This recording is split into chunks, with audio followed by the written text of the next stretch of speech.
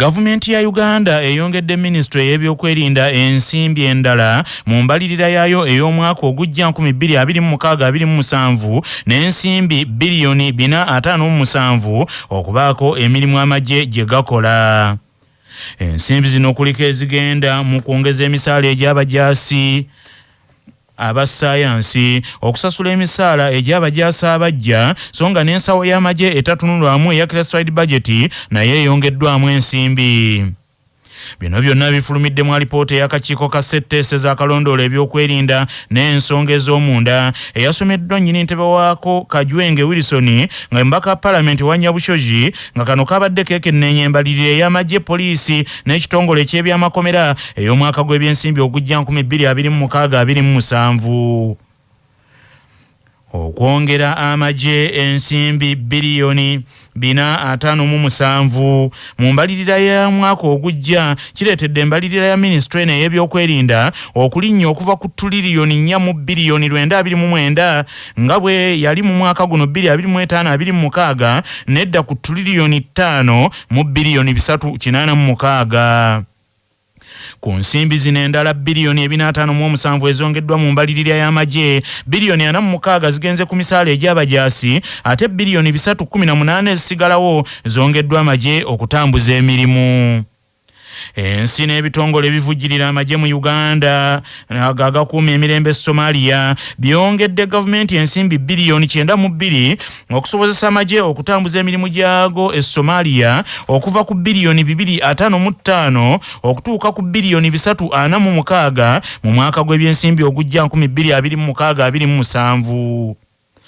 Biliyoni 46 ezongeddwa mu nsawo y'amagye ey'emisaala gy'abajaasi zireetedde ensawo eno okulinnya okuva ku tiliriyoni 1 mu biliyoni 391 okutuuka ku tiliriyoni 1 mu biliyoni 437.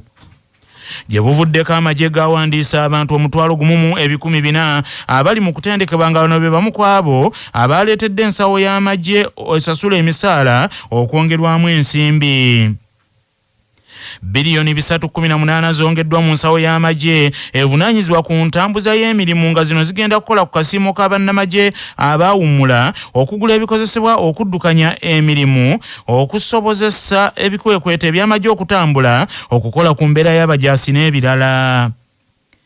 Yadde ng'embalirira y'amagye eyongeddwamu ensimbi, abakulu mu Ministry y'ebyokwerinda bagamba nti ntono era basabayo ensimbi biliyoni 2.6 endala okusinziira ku alipoota eno nga zino zigenda kugula bbaasi, emmotoka, eby'amagye ebirala okusikiza ebyo ebikaddiye. Ensimbi endala za kugula ebyuma ebikozesebwa mu bujjanjabi bw'abajaasi omuli X-ray, ambulance n'ebyuma ebyeggwanika n'ebirala nga bino byetaaga biliyoni 27.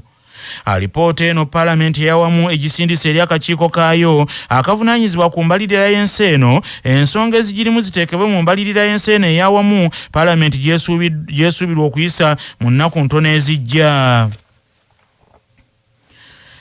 Gavumenti ya Uganda eyaniriza enteekateeka ey'Amerika ey'okubayita okuteesa ku bukwakkulizo obwateekeddwawo ku ngeri obuyambi gye bunaaweebwangamu ensi ezikyakula oluvannyuma lw'ebitongole ebitali bimu ebyali biyitamu obuyambi Amerika okubiggalawo. Gye buvuddeko Pulezidenti wa Amerika Nnaggagga John Donald Trump yalagira ebitongole nga USAID n'ebirala bisooke biyimirize obuyambi, ensonga eno eddemu yeetegerezebwe ng'agamba nti ensi ezimu zikozesa bubi ensimbi eziziweebwa. Wabula sabbiiti eno John Donald Trump yasabye ensi obuyambi gye bwayimirizibwa zirabe engeri gye ziddamu okuweebwa obuyambi naddala ensi za Afrika nga ne Uganda mwogitewalidde basobole okusitula ebyobulamu by'abantu wamu n'okulaakulanya ensi ezo. Minisita omubeezi ow'ensonga z'ensi endala Henry Okello Oryem abuulidde laadiyo y'embuga Kyabassa mu Jugumiza ggwanga enkya ya leero tikaweefube bamutandise okulaba nga bateeka okusaba kuno mu nkola. Minisita Henry Okello Oryem agambye nti kino kigenda na kulungamya nnyo engeri ebitongole by'obwannakyewa gye birina okuweebwamu obuvujjirizi.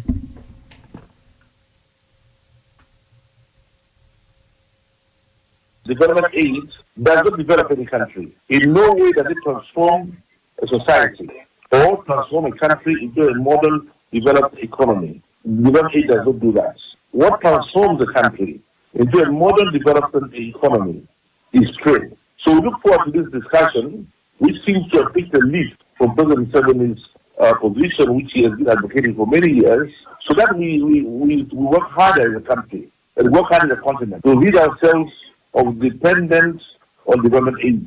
In any case, development aid comes with conditions, tough conditions, that pulls us back and takes us forward. Therefore, we look for but trade. Bino ebijjidde nga gavumenti ya Uganda yaggalawo ebibiina by'obwannakyewa ebisukka 50 ng'egamba nti bino byali biseeseetuze ne biva ku mateeka agabirambika. Akulira ekitongole kya Foundation for Human Rights Initiative nga kino kirwanirizi ky'eddembe ly'obuntu Dr. Livingstone Sewanyana agambye nti gavumenti okuggalawo ebibiina byabwe kirinnyirira eddembe ly'obuntu. Ebibiina eby'obwannakyewa obuvunaanyizibwa bwabyo okuyamba ku gavumenti ku ntambuza y'emirimu. Ate nga n'amakubo weegali singa wabaawo ensobi ebeekoleddwa. N'olwekyo nga gavumenti bateekwa okwekenneenya engeri gye bakolamu emirimu gyabwe, kubanga embiranye eno terina gyetutwala ate tekulaakulanya ggwanga. N'olwekyo ebikolwa ebyo tetukkiriziganya nabyo ate si bikolwa ebiri mu mutima ogwa ssemateeka, kuba ssemateeka yalambika bulungi tiwanaabangawo ebibiina ebibwannakyewa binaabanga n'eddembe okukola emirimu gyabyo okulaakulanya eggwanga n'abantu. Ye kabwejjungirawo ekitongole ky'obwannakyewa ekya Center for Constitutional Governance, Dr. Sarah Bireeta agambye nti ebigenda mu maaso bya bufuzi so si kulungamya bibiina bya bwannakyewa nga yo gavumenti bwegamba. Mbere Abannayuganda kwetaba mu governance yaabwe likosebwa nnyo, era ssemateeka nga bw'agamba nti Abannayuganda baddembe kwetaba mu governance oba bayitira mu civic oba political organizations mu kawaayiro ka 38 akawaayiro gavumenti yakawamba. Buli kubeerako nti waliwo political issue eri mu ggwanga era baggalawo ebitongole byannakyewa. Kino ekikolwa kyatandika mu 2017 nga twogera ku age limit era ne baggalawo ebitongole nga 5 era kati kino kifuuse culture ya NRM.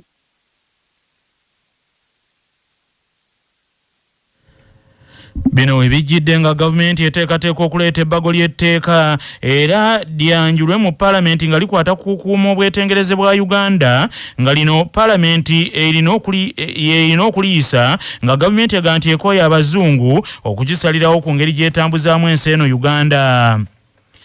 Embeera ya bbugumu mu lubiri lwa Kabaka olw'Emmengo awali emikolo emikulu egy'okujaguza olunaku olw'abaana mu Bwakabaka bwa Buganda. Omusasi waffe Ssekajiji Augustus abirina. Woowulira bino ng'abayizi okuva mu masomero ag'enjawulo baatakawadde dda mu lubiri lw'Amatumpa gw'Emmengo okwetaba ku lunaku lw'abaana olw'omwaka guno olutambulidde ku mulamu ogugamba nti okunnyikiza obumu n'okukuuma eddembe ly'abaana okuzza Buganda ku ntikko. Omukulembeze w'ekitongole ky'abakyala wamu n'abaana mu ssaza Kyaggwa ate era nga ye ssentebe w'enteekateeka z'olunaku lw'abaana mu Buganda omwaka guno Nakafu Esther agambye nti enteekateeka eno egenda kuyamba eggwanga okumalawo ebizibu ebiruma abaana era ebibasuza nga bakukunadde nga lumonde mu kikata.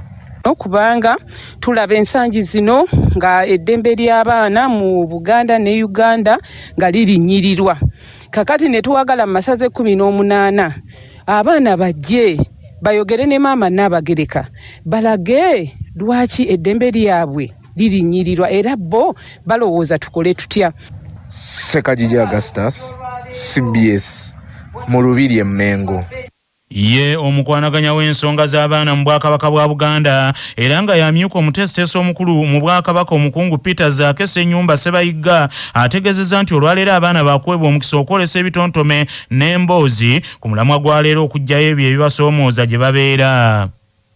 Ensonga z'abaana mu nsangi zino ze zigenda okusinziirwako okulaba muntu ki gwe tugenda okubeera naye mu biseera eby'omu maaso. Obumu n'eddembe lyabwe bikulu nnyo era abaana bategeeza nti bingi ebibasoomooza mu ddembe lyabwe gye babeera mu masomero, mu maka ne mu bitundu byabwe. Kitegeeza nti olunaku olwaleero tugenda kuwuliriza nnyo abaana nga batubuulira ku ebyo bye bayitamu, naye nga n'ekirala batutegeeza biki bye tusobola okukola ffe ng'abazadde, ffe nga ababafaako, ffe ng'abantu abafa ku biseera byaffe eby'omu maaso ebisobola okutereeza omwana owaleero mu mulembe omutebi.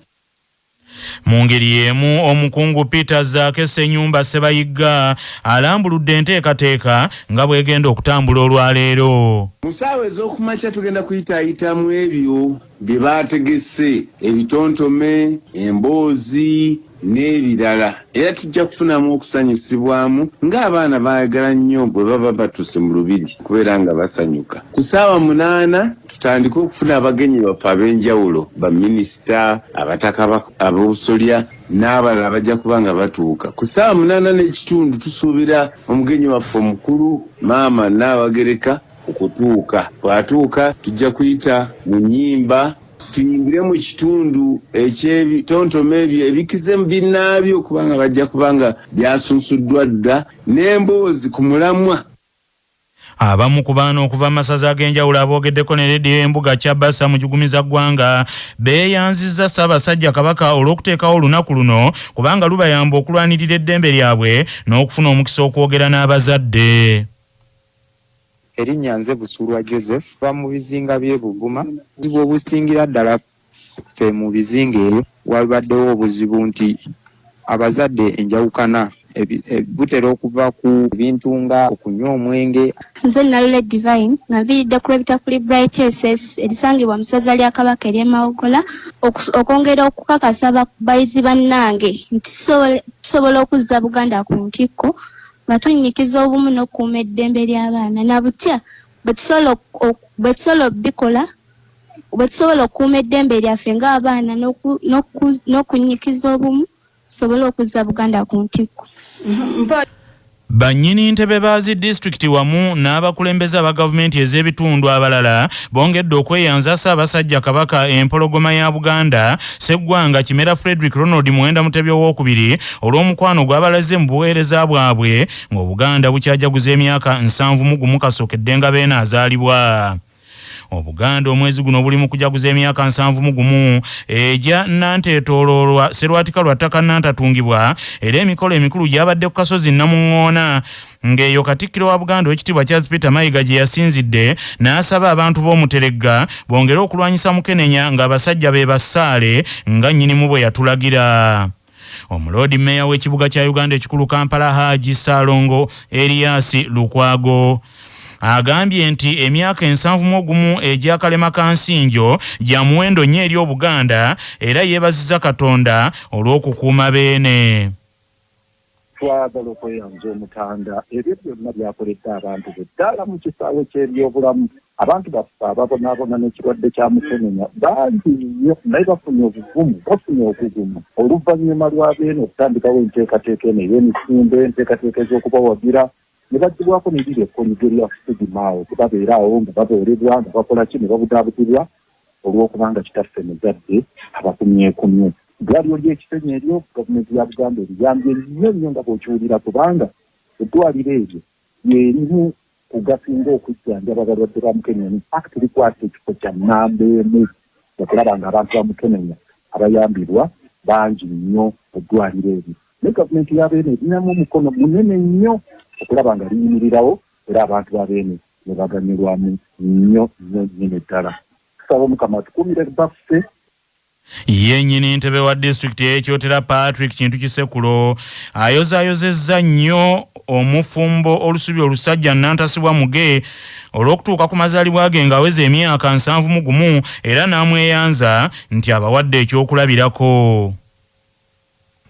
Njagala okusooka okuyozaayoza ennyo Ssaabasajja Kabaka okutuuka ku mazaalibwa ge ate n'okumwebaza ennyo olw'okuvaayo okulwanyisa obulwadde buno obwa Mukenenya n'okuvangayo buli kaseera eggwanga lifuna ebizibu n'avaayo okuwalanga nti eggwanga lyaffe litambula mirembe era n'okumwebaza fenga basentebe bati twagala okumwebaza nnyo olw'okukwata omumuli n'ekikyona n'emumanya era nsaba gavumenti yaffe emulabireko naddala abakulembeze abali mukafu naye gw'okutima basaganya ensala naye batafunira bayingirengawo balabe nti abatoofe bayambibwa.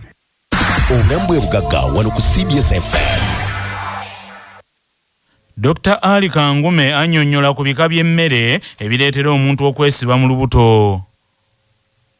Ebisinga tubako n'amadagala getumira nga tutera okubeera nga twesiba okuba nga tusobola genda manju obaako n'endwadde ezituleeta kati abantu abamu babeera ne sukaali abayitira okuba nga tebasobola genda bulungi manju. Ebisinga bitera kuba ku nsonga ezo kuba nga tunywa bulungi mazzi, emmere gye tuli ekaluba, tuba nga tulina endwadde ezireetera okubeera nga tukaluubirizibwa, okubeera nga tetukola bulungi exercises, n'okubeera nga tetunywa bulungi mazzi, n'endwadde zimu nga zisukaali, waliwo obulwadde okubeera nga ddoopo liri wansi tekisobola kuproducinga bulungi thyroid hormone. Ensimbi obukadde 10 ezaweereddwa buli mubaka wa Paalamenti ow'ekibiina kye NRM n'abo abalina akakwate ku NRM ababadde ekyankwanzi nga nnyini ntebe w'ekibiina kino era omukulembeze wa Uganda General Yoweri Kaguta Museveni Tibuhaburwa yeyalangiridde nti zibaweebwe nga bamaliriza olusirika lwabwe ekyankwanzi era nti basooke babaweeko obukadde 20 ez'obuliwo. Zaayogezza abantu ebikankana abamu ne batuuka n'okugamba nti eno nguzi yennyini gye baafunye okusobozesa Pulezidenti Yoweri Kaguta Museveni okutuukiriza ebigendererwa bye ng'ayita mu Paalamenti y'e12. Pulezidenti Yoweri Kaguta Museveni okulangirira ababaka bano okuweebwayo obukadde 10 buli omu asobole okwekubako enfuufu yakikoze nga wakayita ddakiika budakiika ng'alabudde ababaka ba Paalamenti mu Paalamenti y'e12 nti tebageza ne beenyigira mu bulabbayi n'obukenuzi era n'agamba nti ebiri mu Paalamenti abiwulira era abimanyi ti ensi terowooza nti tabimanyi. Wabula mu katundu kaffe kanaka nze nga bwe ndaba tukuleetedde amyuka nnyini ntebe w'ekibiina kye NRM atwala ekitundu kya Buganda era nga ye minisita wa microfinance Haji Kyeyune Haruna Kasolo ng'ayanukula ebibuuzo ebimubuuziddwa Alex Nsubuga Katabalwa ku nsonga zino ye mwasinzidde n'asekerera abagamba nti ssente zino ezaweereddwa ababaka ba NRM nti nguzi yennyini. Ministers Haji Kyeyune Haruna Kasolo aga nti ssente ezabaweereddwa nti zaavuddemu NRM era nti zezo ze zimu ezisalwa ku babaka ba Paalamenti aba NRM nti era ze zaabaweereddwa. Honorable Wanjebo President yabawadde obukadde 10 okuvaawa bwe mwabadde ekyankwanzi temwekubako enfuufu. Eyagabye ku ssente si President wabula ssente w'ekibiina kye NRM yakwatiddeko ababaka be ab'NRM era bammemba b'NRM n'abadduukirirayo n'obusente butonotono miliyoni 2 naye si miliyoni 10. Anti yagambye n'ekinaana bagenda kibawera. Anti kati toyinza kugamba nti baabawadde kati awo oba obitabudde naye nga kyenjagala mumanye nti akasente ako kaavudde ku by'obugagga by'ekibiina kye NRM era yazigabye si ye pulezidenti w'eggwanga eyazigabye ssente w'ekibiina kye NRM ate era ng'adduukira n'okuyozaayoza ku babaka be olw'okuwangula. Zabadde zaaki kubanga ababaka tebalina bafuna kutandika kukola mirimu. Anti kyengezaako okugamba nti twabadde mu nsonga za pate ensonga za kibiina bammemba b'ekibiina bakontributinga kasente ze bateeka mu kibiina. Kakati gwe toyinza kubuuza nti memba w'ekibiina ono lwaki yafunyeyo akasente bwe kati mugabo gwe. Honorable abamu bagamba nti eno yabadde enguzi. Awe wali ekizibu ky'abantu obutalengera wala abantu baffe simanyi lwaki bali short sighted. Lord Mayor bwe yagambye enguzi ebeerawo nga waliwo oli kyakugulirira okole. Kakati wabaddewo nguzi yaki waliwo ki gw'ogambye n'ababaka tebannabakulaira kati basalawo ki yabadde abagula bakole ki. Anti alina mbu byabala maaso. Lwaki ababaka bwe baalinga beewandiisa oba bulijjo bakontributinga ssente mu NRM lwaki temubuuza nti lwaki ssente ze baziteekayo mu kibiina kye NRM. Gw'omanyi ekyo batubale tuteeka ssente mu kibiina kye NRM nga tujja kyekitole kino tuganyulwemukko. Sabawanisi wa Nupru mukulu Lubongo yagambye nti kyanaku eby'enfuna bya Uganda bigenda kugibwamu ssente ezo kumpi obuwumbi 40 zigalwa bakakati oyo alina ekizibu akyalina hangover. Engeri gyaveerina gye yeesimbawo ne bamukuba kazibu n'agwa kyabugazi tannadda ngulu. Kakati ebyenfuna infact ye bw'aba ate nga yasoma byanfuna kakati alina okumanya nti miliyoni 2 zigenze mu saturation kubanga bwe ziba nga zibadde ku akawunti ya pate kitegeeza zibadde tezikola nga ziri ku akawunti ya pate. Kakati zivuddeyo ku akawunti y'ekibiina kye NRM ne zigenda mu mikono zigenda mu saturation. Yali badde aga nti kakati ebyenfuna ate bigenze okulongooka kubanga akasemi kagenze okusaasaanako naye mwenyini kajja kumaliriza kamutuuseekokko nozoka neweebuuza era tugenze miliyoni 2 omuntu nezimukubye emimiro miliyoni 2 ekyali baddewo nti singa zibadde zigenda kuva mu ggwanika lya ggwanga zigenda kukola emirimu gya kibiina ezo sente abamu bagamba zibadde zisobola okuzimba obutale ne bugendamu abantu bano bakuba ku nguudo ne ziyamba ensonga eziri mu omuntu wa bulijjo. Anyi kakati eyo endowooza y'abakubi ba pulaani nkugambye ekibiina kyaffe tusonda ssente olaba n'okwesimbawo okubeera memba wa paalamenti mu kibiina kyaffe ow'NRM wasasula sente mmeka okimanyi sente twasasula ewatanga odoyi era omanyi ekibiina kyaffe kyakuŋŋanya sente mmeka obungi bwazo bw'oli mu kubala nti singa buli muntu afuna miliyoni 2 naye omanyako obugagga bw'ekibiina kyaffe ggwe tutandika butandizi kati tugenda kukola n'ebisingawo mu kibiina bona bantu bagamba nti muno si gwe mulundi okusoose pulezidenti akikola bw'atyo nakugambye toyogera ku pulezidenti yogere ku chairman wa kibiina kyaffe ky'NRM bibalema okwawula naawe ababaka state ne bayisaawo ebintu bye mu paalamenti kati babadde bayisa ki era kiki kyayisa agula ki tulekye kubeera short site gyagula ki kakati bo abanuupu mu nkola yaabwe bambi kubanga bo akasente ne babadde bakafuna ak'ekibiina electoral commission kebadduukirira abazibalyako babeera 3 naye kakati ffe ab'NRM sente bwe zijja mu kibiina waliwo obwerufu n'obwenkanya naye nga si sente za muwa musolo ezisoleddwa mu kittavu ky'eggwanga. Kati bano ba Dr. Livingstone Towanyana abeefudisa abagamba nti pulezidenti alina kyayagala paalamenti ya 12 enejje ebeere ng'eri mu ngalo ze olwazo ne sente z'abawadde obwana okolooza paalamenti ki yali ereddekaawo nga teri mu ngalo ze. Honorable President bw'abadde ekyankwazi yagambye nti agenda kuteeka amaanyi mu kulwanyisa obuli bw'enfuzi mu paalamenti. Lwaki kizze kati bulijjo pulezidenti aliida nga sezito ziteebwa kakati bulijjo pulezidenti tamanyi nti ekitongole kino oba kiri waliyo omuwaato bwe guti kati pulezidenti yagutegedde. Honorable President alina ebitongole binoonyereza alina ebitongole ebikesi tugambe nti tebikyakola mirimu gaabyo era bye byazudde ne bikesita ne bikizuula. Statement eyo buli munnayuganda yali badde agisanyukira naye ekizibu ekiriwo nti twamanyira nnyo okkuba ebituli mu bigambo n'obuwabuzi bwa pulezidenti. Anti ekyo bwe tolanga kyewunyisa abatayakubye ebituli mu kukulembeza bwa paalamenti. Nedda si kyekituufu ekyo. Kaakati awo kyekizibu era kye mulina kugamba abantu okubeera short sighted. Honorable bw'okuba ku kya sipiika. Sipiika alondebwa ababaka ba paalamenti buli mbaka wa paalamenti ambuuza. Bungereza etandise okuteeka ku President Emerson Dambuzo Mnangagwa the Crocodile akazito atunda omwoyo ng'enkoko emire ensanafu yerese entebe y'obwa President ewooma ebitagambika aleme okuleetawo embeera ya kisookondwe bw'okifumbira mu nva tozirya.